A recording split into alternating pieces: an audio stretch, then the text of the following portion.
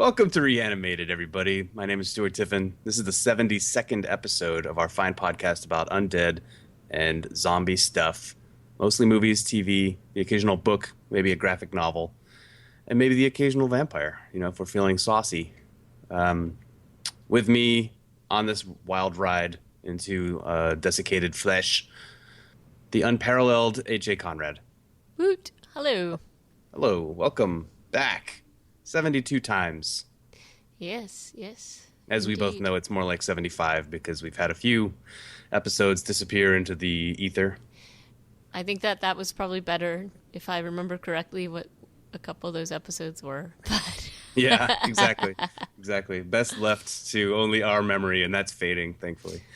Also joining us this week is apparently my own little gibbering monster. My son is apparently loose. He's somewhere in the house. On the loose. The cries are coming from inside the house. So I apologize if you hear some hooting and hollering. That's my progeny. That just adds to the general ambiance, I think. It's okay. And if it helps anybody at home, he's basically not wearing any clothes. He's just running around in a diaper, screaming. With joy. Excellent. Thanks for the visuals there. There you go. That's what the audio medium is all about, is painting word pictures. Mm-hmm. And so why don't you? What are we going to be doing today? We're doing this because of Squarespace's help. They are the all-in-one platform that makes it easy to create your own website. You can make a website pretty easily by going to squarespace.com and picking the template that you want to use. I think you can even just start it without a credit card for the first time. And you can get 10% off when you do decide to give them some money by using the offer code ZOMBIE, which is not case sensitive, and you'll get 10% off your first purchase. I think your son is pretty excited about that offer code. He's a big fan. He's a big fan. Who isn't? Squarespace is amazing. It is. It is. So Squarespace, check it out. And what else are we doing? We are reviewing. What are we reviewing, H.A.? We are reviewing the third installment of the Resident Evil film franchise, Resident Evil Extinction, which came out in 2007. It's a pretty impressive franchise. I can't wait to chat about this with you. Wait, this installment of the franchise or the whole? What do you mean? Just generally. It's this one in particular, there were some things we could talk about for the others, and then this one, I feel, we'll get to it. I'm just a sneak peek into my thought process, but, off the rails is maybe too kind even for this. Have you? Okay. Well, we'll talk more about it. We also have a bunch of zombie news to plow through. Right. And H.A., why don't you lead us off on that? Well, this past week I was in Chicago and had in some of my free time, because it was for work, I went by the Field Museum, and they had this pretty incredible exhibit about voodoo, and it was also incredibly creepy. So some of the stuff they had set up there, but very thorough. Unfortunately, I think that the end of it is this weekend, but my guess is that it'll probably be making the rounds to a museum near you. As these things tend to do. So maybe it'll make its way out to the West Coast, Stuart. Okay. But it was definitely, it was curated very well. They had a lot of really interesting videos, and even if you go to the Field Museum website, you can click through some of the images and just some of the information that they present there. So the Field Museum was very cool. I had never been there before. I also noted that another special exhibition going on there was about Vikings. So I thought that was an interesting coupling to have there at the same time, Vikings and voodoo. Both things that I love. So have you ever been to, you grew up in Chicago, right? I spent some time there, yes. But and I've been there. It's kind of, it's a great museum. I think I believe that there's a U-boat. Is that the one with the U-boat? I don't know that I saw a U-boat there. I saw a lot of lichen and bones and things like that, but I don't know that I saw a U-boat. So, but it's a pretty big museum, and I kind of had limited time, so I was sort of picking and choosing. It's like going to the AMNH, American Museum of Natural History here. You kind of have to pick your sections because you can't get through it all. So, but anyway, very cool. Field Museum, I'm a fan. Then in other news, the film with Arnold Schwarzenegger and Abigail Breslin is getting some pretty good reviews. It was there was some viewing at the Tribeca Film Festival. The one thing that I think is very funny is that a lot of people are commenting on the fact that Arnold doesn't say an awful lot during the film. So I think curious. It is curious. So I think we're going to have to see this sooner rather than later. Just to maybe, I didn't actually delve too much into this review because I didn't want to really see too much about it before actually experience it myself. But there it is for those people who would like spoilers. And in other news, Walking Dead, there's always a few little tidbits from different actors in Walking Dead, and there was just like a little thing about Norman Reedus saying that, and I thought it was on point given how close we went through our recent sort of revisitation to season 3 of Walking Dead. But he describes the fact that one of his favorite times was killing Merle. So like his favorite zombie kill. Yeah, just like wanted to. I guess that was like one of his peak moments. So, which I would imagine it has to be pretty intense given how much those two characters have been through. So. Yeah, no kidding. Because like that was not I have to imagine not an easy scene to perform. No.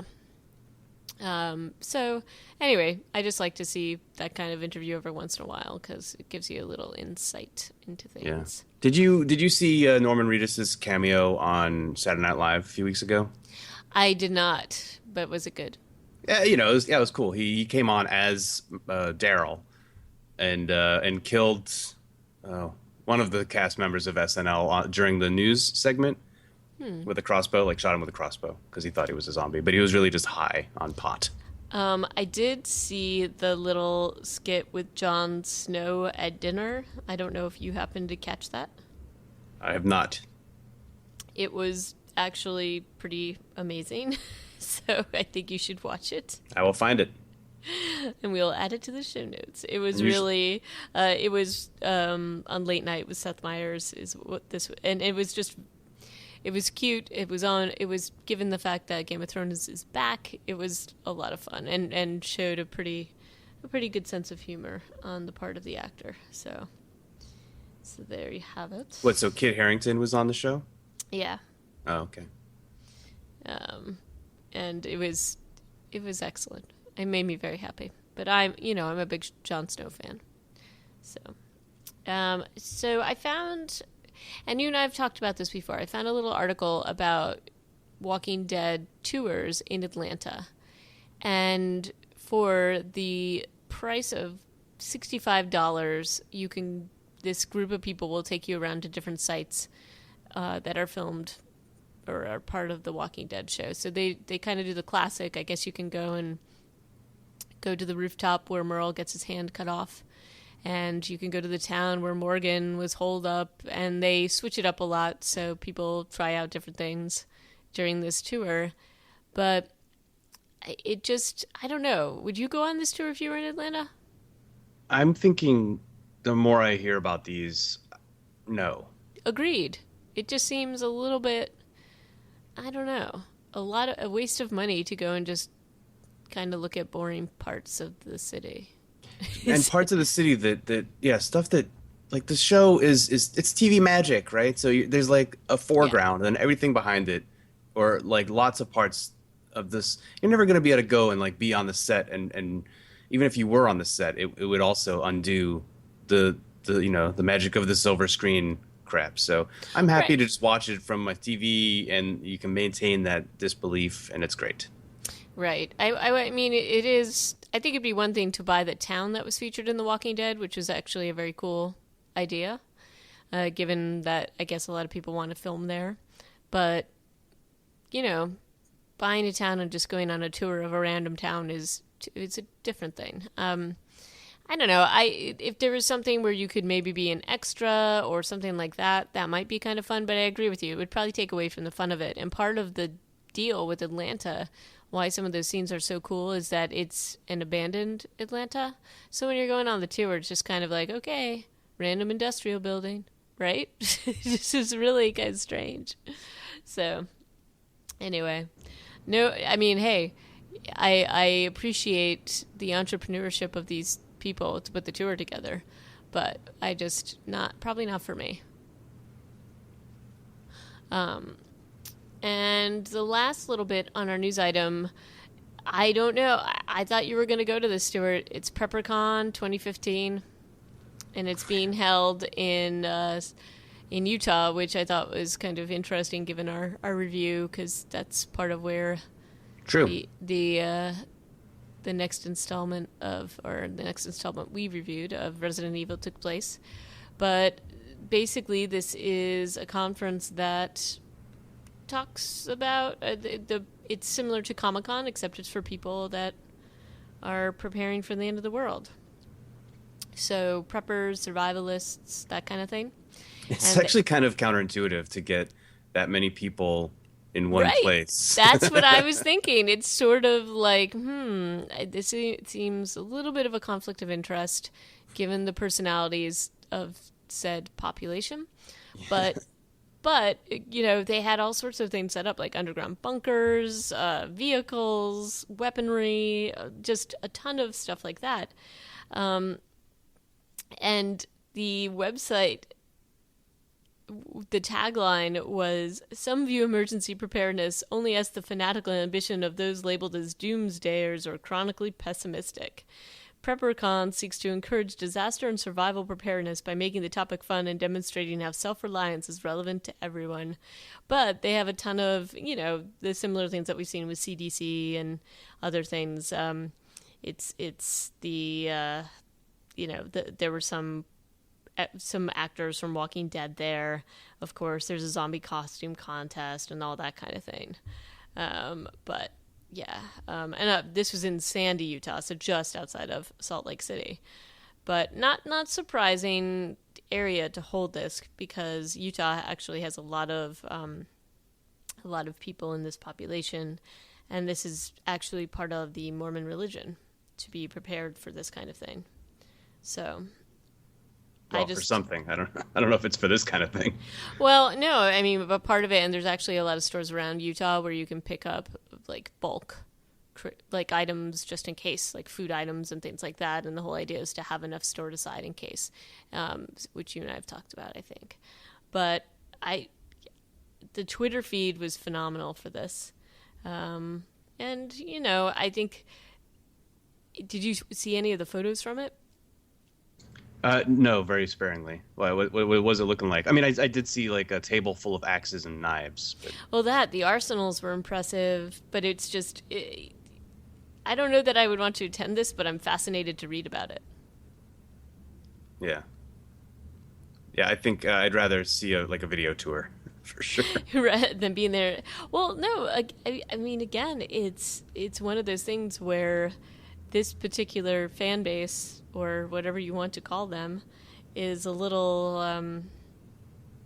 I don't know that I'd want to be in an enclosed space with a lot of them. Yeah.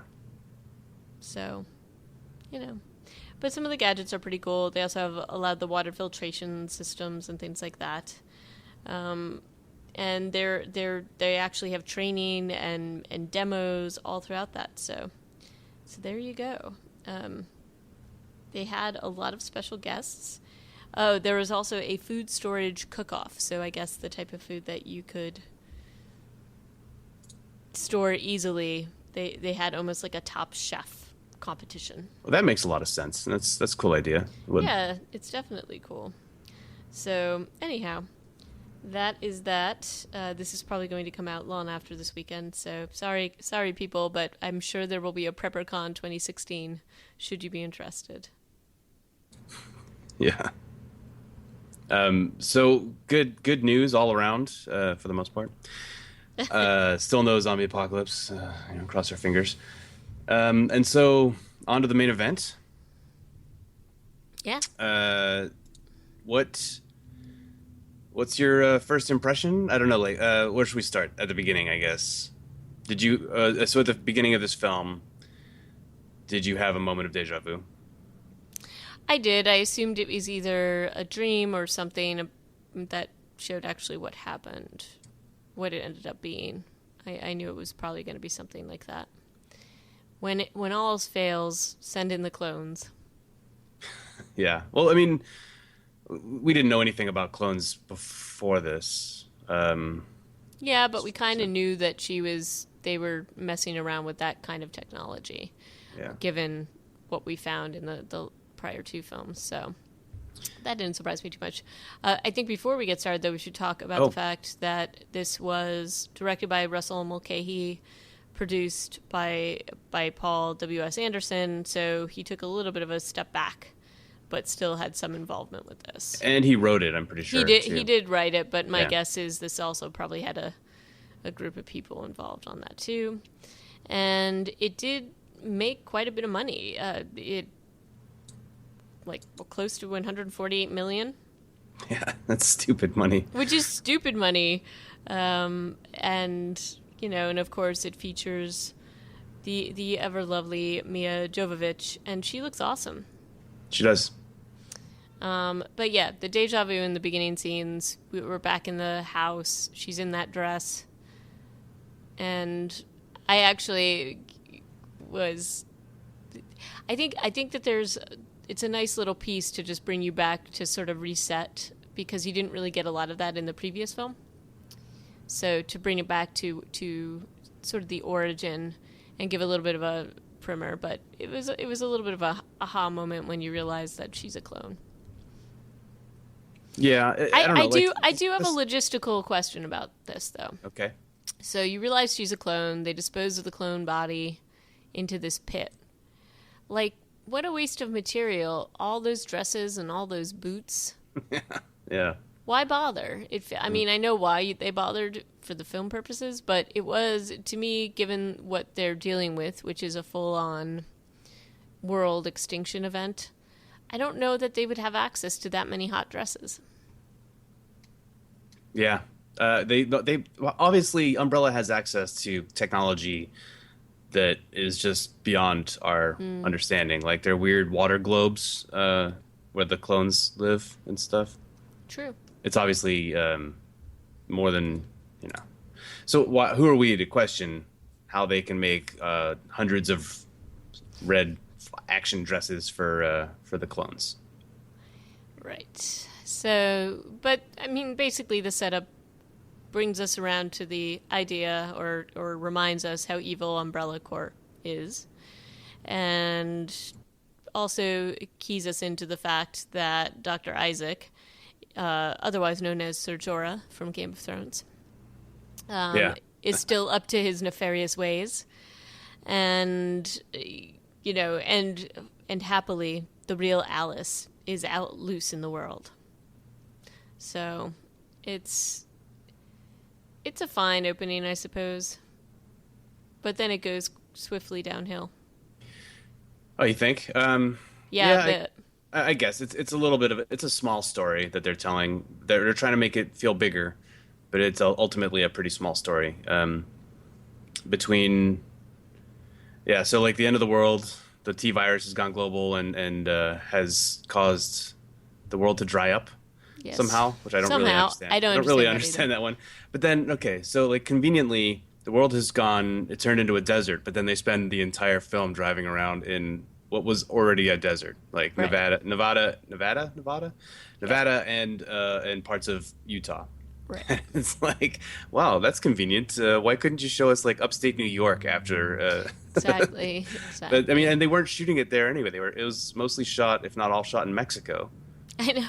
I know. So I'm like, well, why did you set it in places that were desert before the desertification of the world? That was just like a weird choice, but fine, not a huge deal.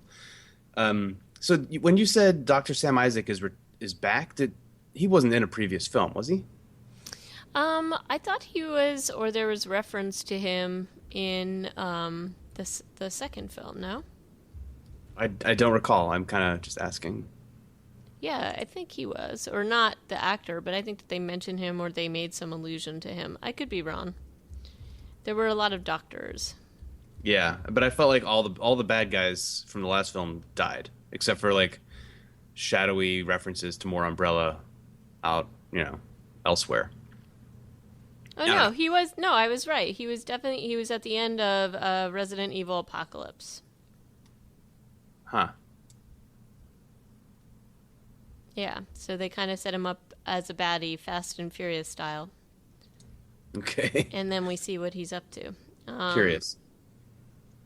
So, yeah. So him, and then so obviously Milla Jovovich is back. Oded Fair comes back as Carlos Oliveira.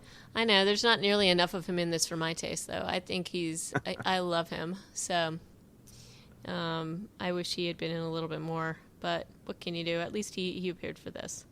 Honestly, his role is always just kind of like, I am very capable. I'm a capable man who can almost match Alice in capabilities. Yeah, but I just like him. I wish that, the script was pretty poor in this film. I think we can agree upon that. In a franchise where the script is never necessarily the strongest point, this was just really. I felt like this film was very disjointed, and there isn't, one of the good pieces in these kinds of films is that even though they're silly, you can at least sort of understand the relationships between characters. So they didn't build up his character as much as I had in the previous film, I guess, assuming that you remembered him from the previous film, but you don't really care that much about anybody in this. What about Kmart? I cared nothing for Kmart. First of all, her name's Kmart. And the setup for her was just kind of, I didn't care about Nurse Betty. No, honestly, I don't even know why they tried to make us care about Nurse Betty. She should. I mean, it was, I guess, so that they didn't just keep killing extras, which died constantly in that convoy. They did, but I think it was also a way to get Ashanti in a film, perhaps. So maybe that's what it was. But they try to build a little bit so you get a sense of what the characters are doing, but you just don't really care. Honestly, the one throwaway character that they did a decent job to me of building, well, they did it okay with a couple of them, was the guy who could shake a can of food and tell you what was inside it. Like, oh yeah, that was all right. That was a nice bit of character development, ish. He was obviously a nice guy, like joking around with the kids, empathetic, but then kind of dies within 10 minutes of character introduction, maybe more.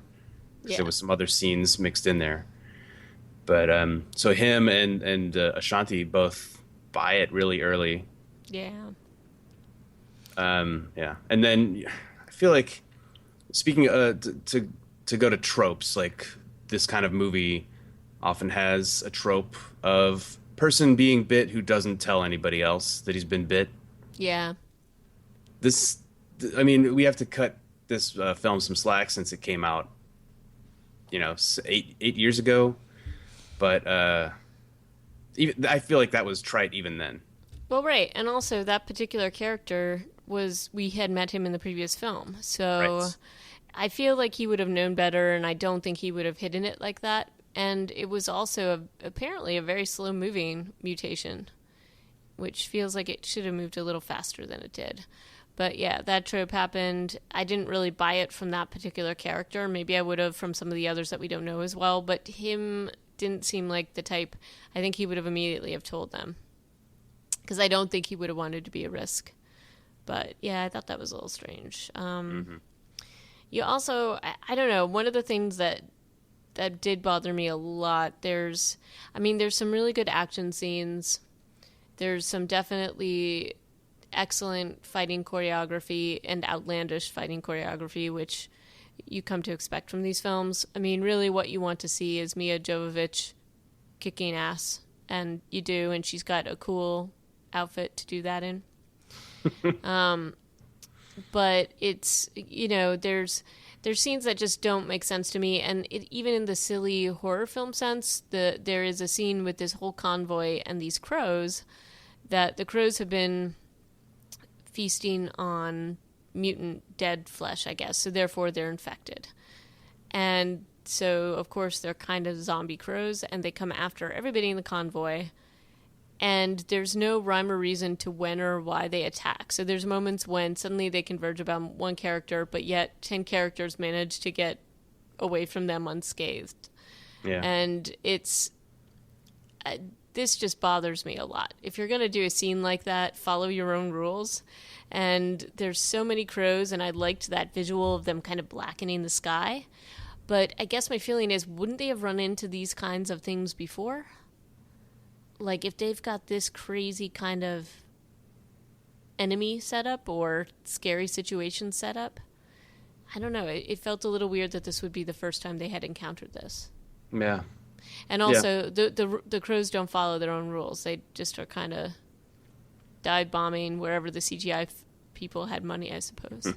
Yeah, CGI was pretty rough. Hit and miss in this film. Sometimes it looked good. Like, there was a scene at the very end, not the very end, but towards the end when they're driving the big, Carlos is driving the big truck through the crowd.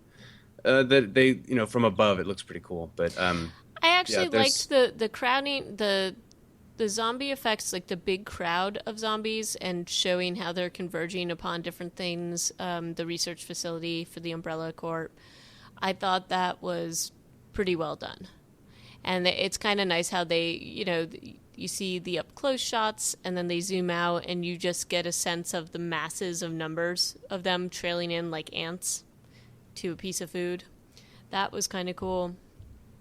And I actually thought some of the effects of the super zombies, not necessarily the super zombies as a set piece, but the mega super zombies. I don't even know what they would call them. The super mutants that eventually Dr. Isaacs becomes. Oh, those things, yeah. Like, the effects for that was kind of okay. But no, I mean, yes.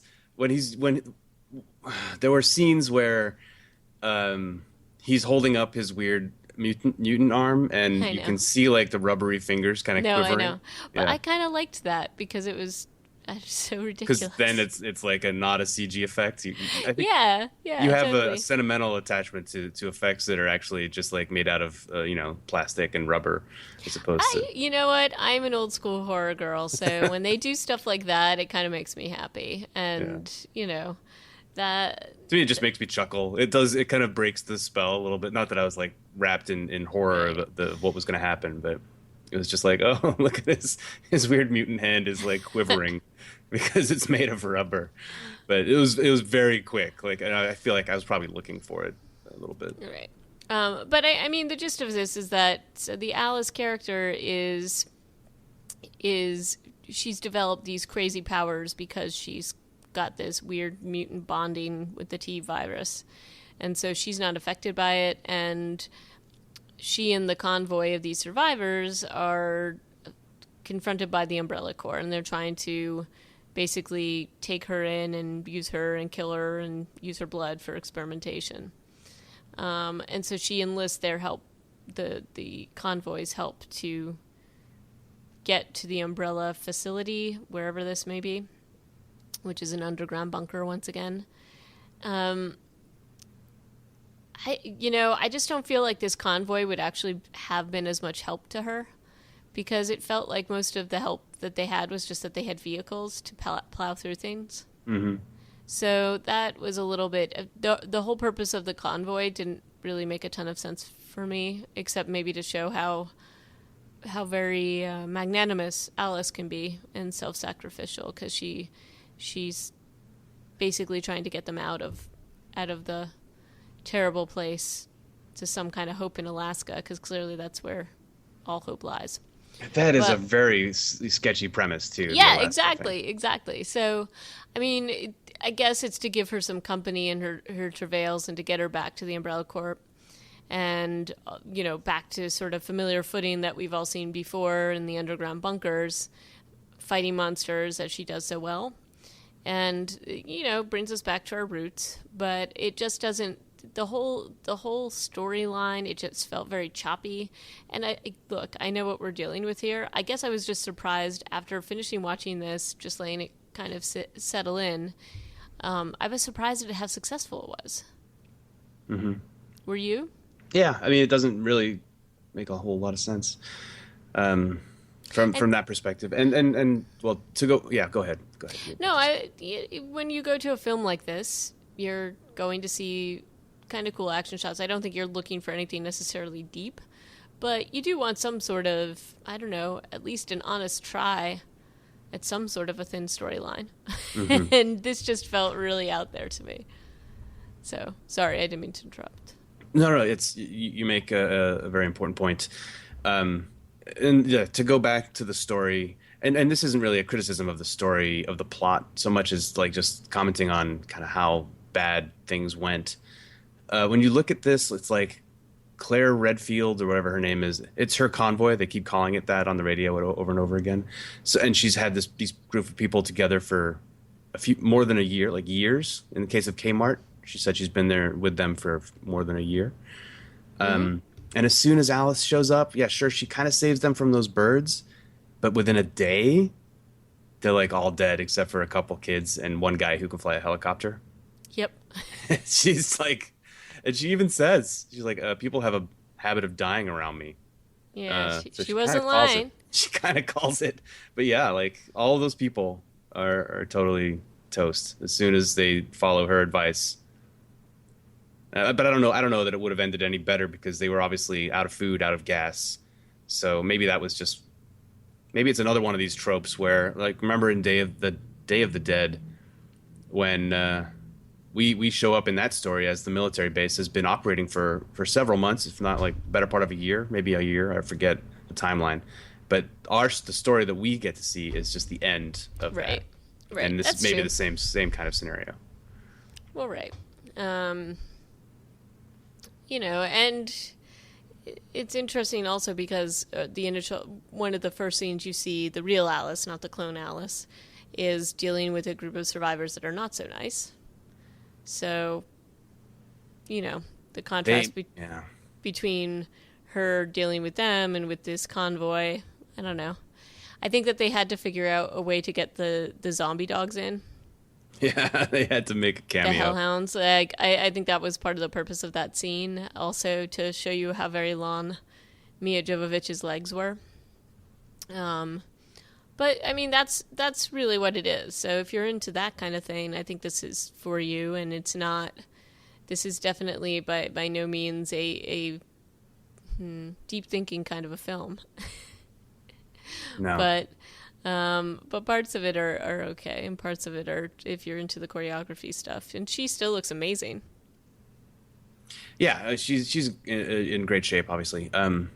Those people at the beginning, what was their deal? The bad survivors? I think they were just meant to be evil and to show you that trope of the bad survivor.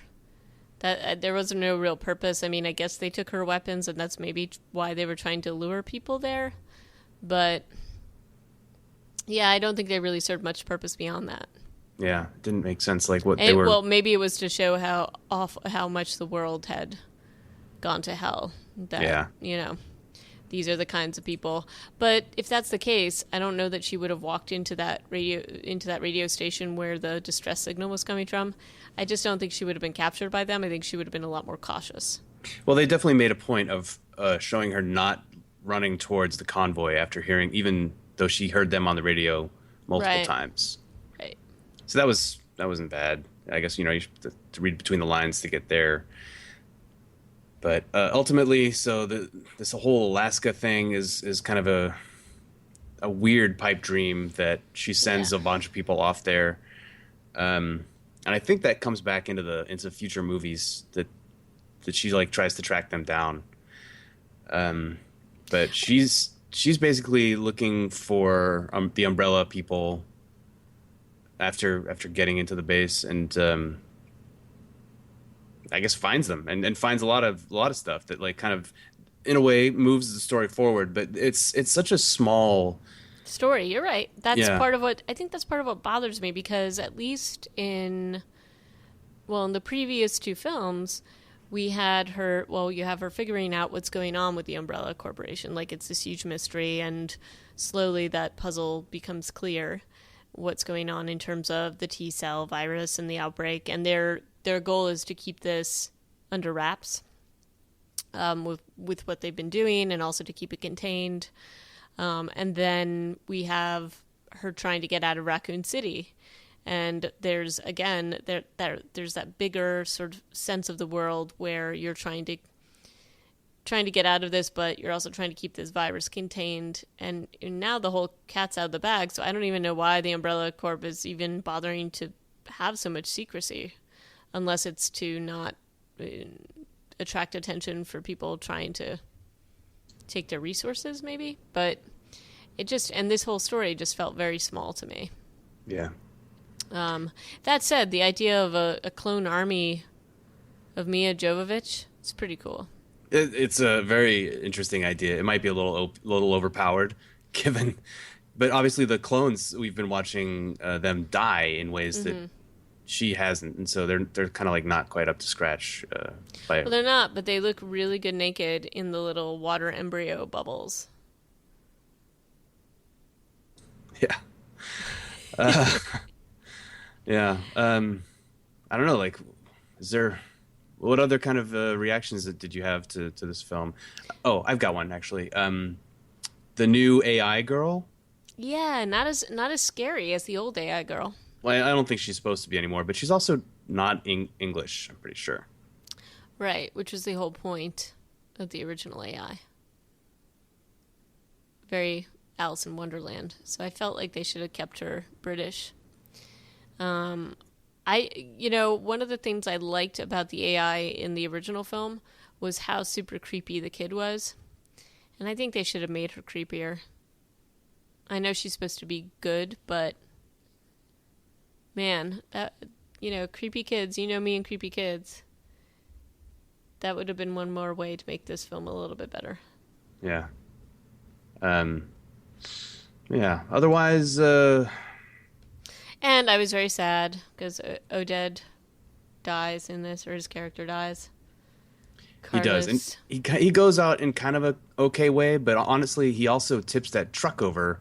Right. So far before he gets to the fence, I don't really. Right. I feel like he actually kind of screws that up. He did screw it up a little bit, but he goes out in style, smoking a blunt, and blowing things up with dynamite.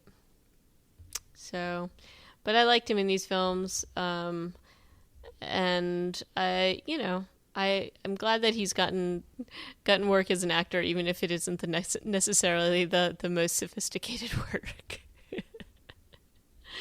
He plays this type of character an awful lot, whether it's in the role of like a spy or whatever, but he's always like this particular type of character. So, but good for him. He's bringing the paycheck home. Yeah. So I think that's about it, honestly. I don't have a whole lot to talk about with this film. I mean, it's not that I'm not interested in watching the rest of the series, because I still am.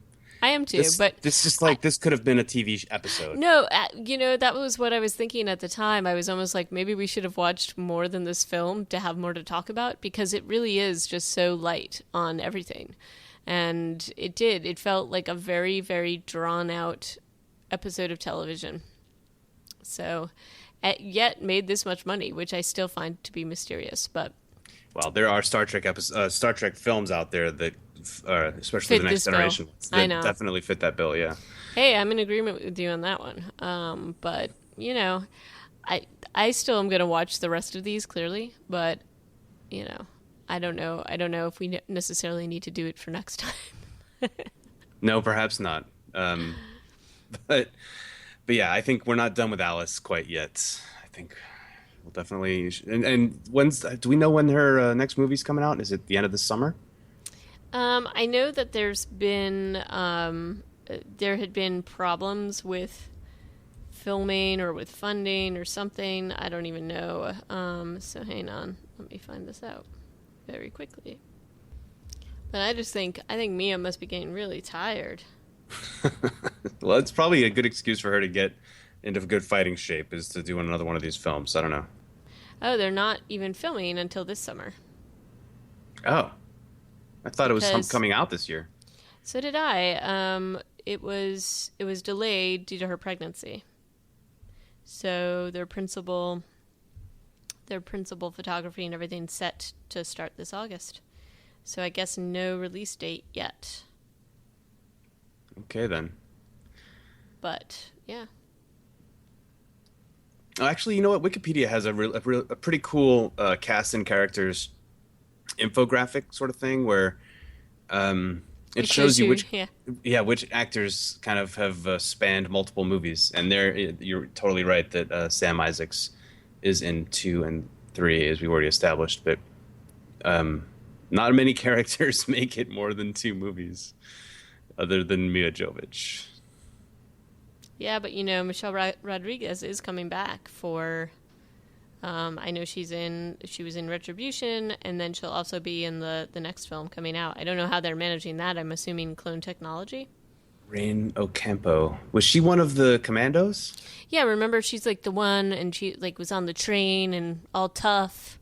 Yeah.